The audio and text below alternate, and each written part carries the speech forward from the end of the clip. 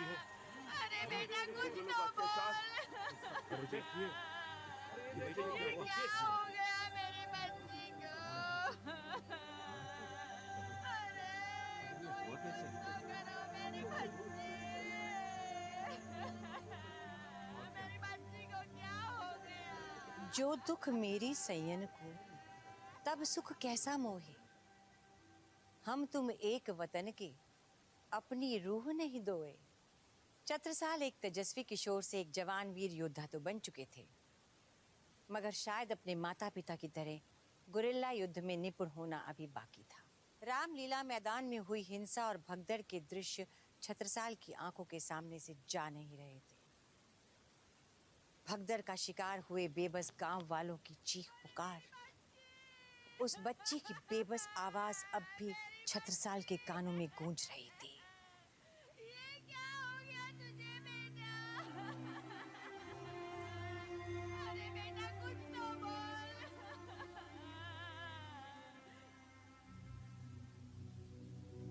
रे मनवा काहे बेचे, नींद नाही जाने ने, कहाँ से लाऊं संयम और तेज, प्राण छता वीर के इनको रहे सहेज, प्राण छता वीर के इनको रहे सहेज।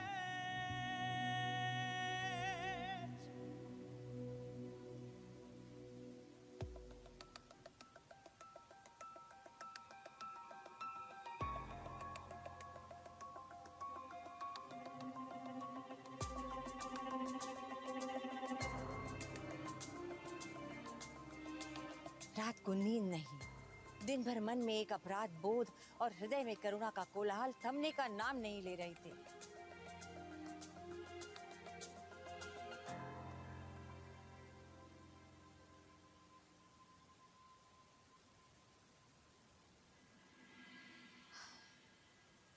उन्होंने अन्न जल तक का त्याग कर दिया था। छत्रसाल से यह बर्दाश्त नहीं हो रहा था कि उनका जल्दबाजी में उठाया गया कदम एक मासूम की जान ले लेगा।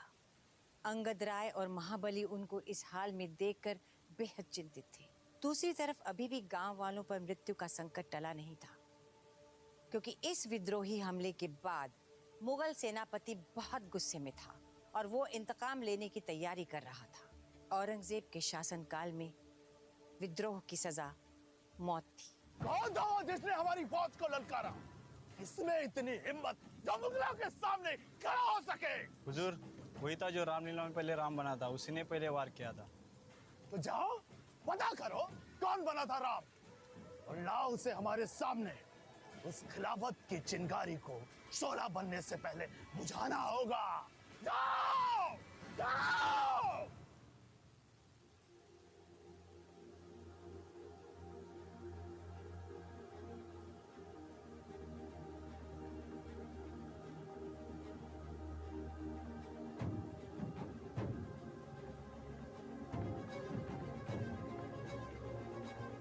आपको इसे समझाना होगा। एक गलती से संसार की गति रुक नहीं जाती है। गलतियों का पश्चाताप करने के बजाय उससे सबक लेके आगे बढ़ना होता है। कुछ जख्म ऐसे होते हैं जिन्हें कोई दवा नहीं भर सकती। उन जख्मों का मरहम सिर्फ वक्त होता है, और छत्रसाल की वर्तमान मनोदशा का इलाज सिर्फ वक्त ही होगा। हुजूर आलम, दक्कन से एक हिंदू पंडित तशरीफ लाया है, आपसे मुखातिब होने की ख्वाहिश रखता है। पंडित जी। मुगलिया दरबार में काफिरों का इस्तकबाल कैसे किया जाता है याद है ना तुम्हें? जी जापाना।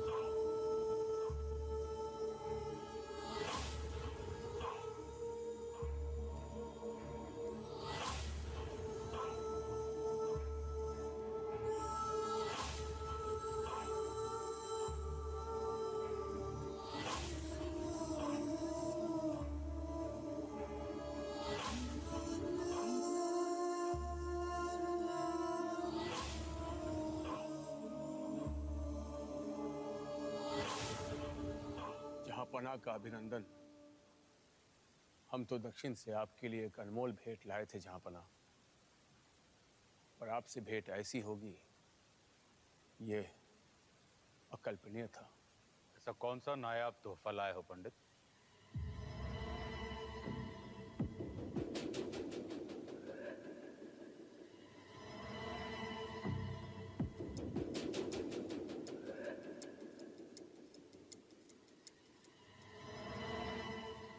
सरे दरबार पत्थर देकर तुम हमारी बेइज्जती कर रहे हो। खुदकुशी का ये अनोखा तरीका है पंडित?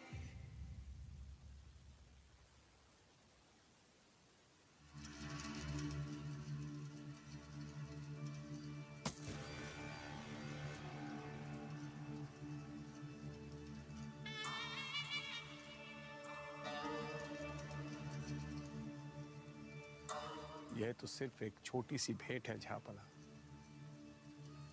ऐसे सोने का पूरा भंडार है दक्षिण में। इसकी खबर हमें क्यों नहीं थी?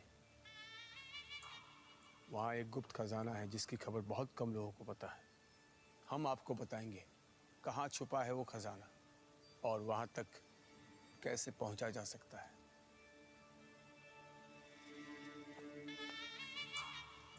सूरज को दिए का लालच दे रहे हो पंडित? जलकर खाक हो जाओगे। खाकसार तो पहले से ही हुजूर का